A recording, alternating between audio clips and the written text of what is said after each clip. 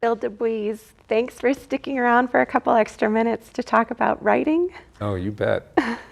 So this trip, this journey through Nepal, physically demanding, long days. You're also working with a medical team along the way. How in the world do you find the time to write, and what is your process for taking notes, remembering things, kind of deciding where you're going in the writing process? I always, except when I'm sleeping, when I'm on the trail, I have a notebook, a 3x5 flip notebook in this pocket, and I have a pen that writes in the rain, that writes upside down, that writes no matter what. And so at every rest stop, when I'm walking between rest stops, I'm composing sentences, I'm making mental notes, and then I make my notes, write them down when I stop. And it's always a struggle to, conserve enough juice. Finally, at the end of the day, in my sleeping bag, lying, and writing upside down, to make those final notes for the day. I always have a sense that I haven't done enough, that there's more that I should have done. And then I get back from the trip and I turn my notes over to a dear friend, Catherine Baca, who transcribes them and somehow can sort out my horrible writing. And then I work from, that big file of notes. Okay. Yeah. It's always so interesting to hear people's process and their tools. I always like to know what tools you have. Yeah, it's really important to have a pen that writes upside down.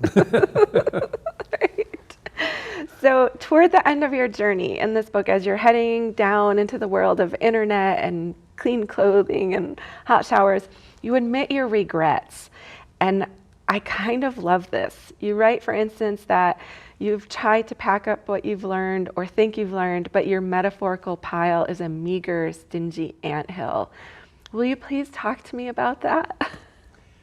Well, as I say in the book, I had walked, I think I calculated something like 300,000 steps or whatever, and exhausted myself. And, we'd been out on the trail for like 5 weeks, and I thought, all I have are some mottos and slogans and a list of little values, but they didn't really connect with me. They were just in my head. And so I really felt I had failed. And then, frankly, the epiphany happened. In the walkout on like the third day before the end, something like that, and I began, and I realized there was, that all this stuff could connect, that it did make sense. I don't know whether my downness was a function of just really deep fatigue after 150 miles of walking, or what, but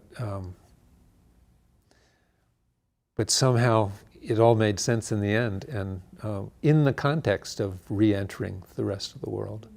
And I don't want to give away, because the book is it is a journey, and I don't want to give away kind of the ending and kind of what you come to at the end.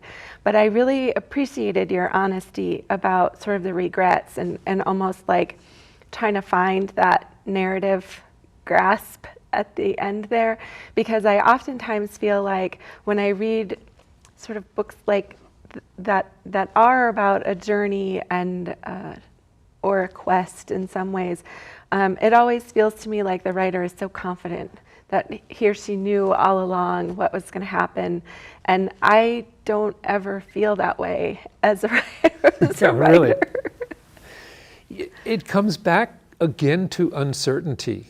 I mean, so many writers want to project an image of knowing and being able to explain everything, and I always sense falseness with that.